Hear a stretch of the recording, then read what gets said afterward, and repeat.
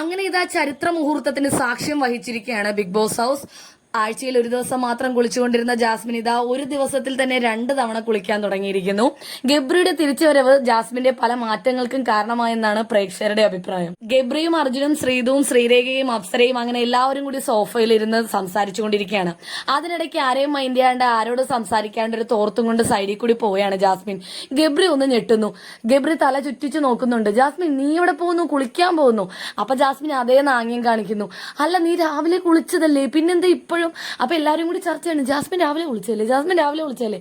അപ്പോൾ തന്നെ ശ്രീരേഖ, അതിനെന്താ, അവളിപ്പോ എല്ലാ ദിവസവും കുളിക്കും, വൈകിട്ടും കുളിക്കട്ടെ, അതിനിപ്പോ എന്താ, അവള് നല്ല കുട്ടിയായി, ആരാ മാറ്റം ആഗ്രഹിക്കാത്ത എന്നൊക്കെ ശ്രീരേഖ വൻ സപ്പോർട്ടും കൊണ്ട് ഇറങ്ങിയിരിക്കുകയാണ് ജാസ്മിന്.